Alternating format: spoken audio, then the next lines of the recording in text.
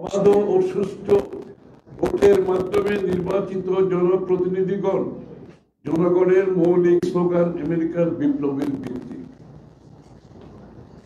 আমরা এক যুগান্তকারী নজির তৈরি করতে পারতাম। বাংলাদেশ সর্বক্ষেত্রে অন্তর্বর্তীকালীন সরকারকে সহযোগিতা করছে।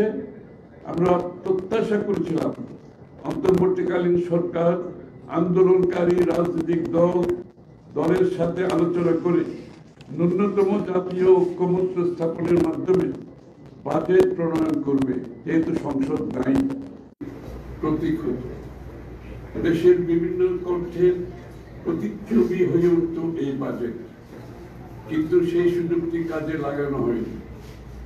বাজেট প্রণয়ন একমুখী, অংশগ্রহণহীন ও গতানুগতিক ধারার হতো নতুন চিন্তার প্রতিফলন ঘটত। বর্তমানের বিশেষ পরিস্থিতিতে এই সংলাপ আরো জরুরি ছিল, বিশেষ করে দেশের অর্থনৈতিক রাজনৈতিক অবস্থার প্রেক্ষাপটে। অন্তর্বর্তীকালীন সরকার বলছে ডিসেম্বর থেকে জুনের মধ্যে নির্বাচন সম্পন্ন করবে, অর্থাৎ 2025-26 বাজেটীয় বছরের মধ্যেই নির্বাচিত সরকার আসবে। ওয়েস্টমিনস্টার ঐতিহ্য অনুসরণকারী দেশ অনেক দেশেই অন্তর্বর্তীকালীন শাসন সংক্রান্ত রীতিনীতি আছে, যা বাংলাদেশে নাই। সাধারণ নির্বাচন আসন্ন হলে বা নতুন সরকারের সম্ভাবনা থাকলে বাজেট অনুমোদনের ভিন্ন পন্থা থাকে। সংলাপ হলে ঐক্যমত্যের ভিত্তিতে ব্যয় বরাদ্দে বাস্তবসম্মত পুনর্বিন্যাস হতো। স্বৈরাচারী সরকারের ব্যয় নির্বাহে সংকট থেকে মুক্তির নির্দেশনা থাকে।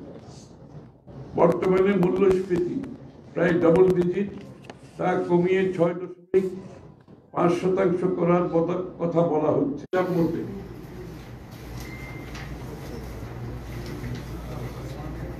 2024-25 অর্থ বছরে জিডিপির প্রবৃদ্ধি ছিল 3.97%।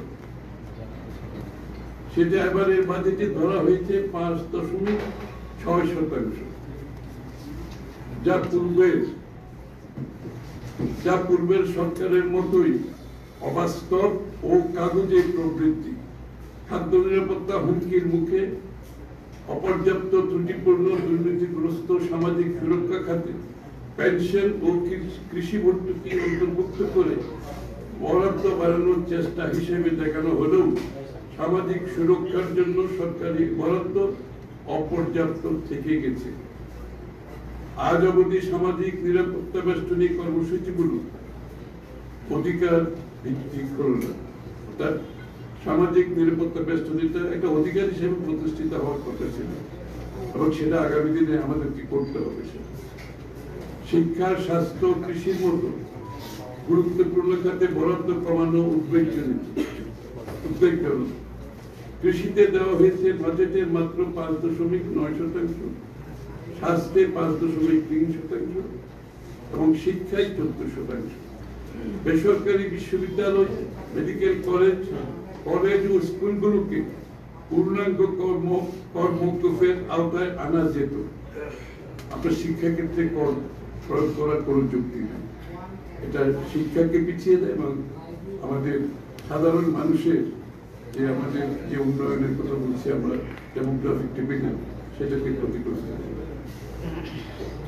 এতে তরুণ সমাজের শিক্ষা আকাঙ্ক্ষা পূরণ হতো। সামাজিক সমতা ও মেধাভিত্তিক সমাজ। আমাদের সময় ইনশাআল্লাহ শিক্ষার এই সকল ক্ষেত্রকে পূর্ণাঙ্গ কর মওকুফের আওতায় আনা হবে। আমরা শিক্ষার ক্ষেত্রে সব ধরনের কর মওকুফ করব। এতে তরুণ সমাজের শিক্ষা আকাঙ্ক্ষা পূরণ হবে।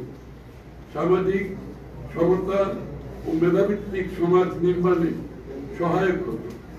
শিক্ষার দুর্বল ফলাফল ও তরুণদের মধ্যে উচ্চশিক্ষা, কর্মসংস্থান বা প্রশিক্ষণ না থাকার বিশাল হার ডেমোগ্রাফিক ডিভিডেন্ড বা জনভিত্তিক লভ্যাংশ অর্জনের পথে প্রতিবন্ধক। এসব খাতে দীর্ঘমেয়াদী বিনিয়োগ না হলে মানব সম্পদ উন্নয়ন ও দারিদ্র হ্রাসে অগ্রগতি সম্ভব নয়। 2030 সালের মধ্যে টেকসই উন্নয়ন লক্ষ্যমাত্রা অর্জন দুরূহ হয়ে যাচ্ছে। বর্তমানে দেশে বিনিয়োগ আসে 96% অভ্যন্তরীণ সঞ্চয় থেকে, সেটা দ্রুত কমে যাচ্ছে। অর্থাৎ আমাদের অভ্যন্তরীণ সঞ্চয়টা কমে যাচ্ছে, যার জন্য সেটা আমাদের বিনিয়োগকে যেটা এফেক্ট করে। Immigration to Canada. We provide the best quality service and solution for Canada immigration. Please visit our website and contact for details.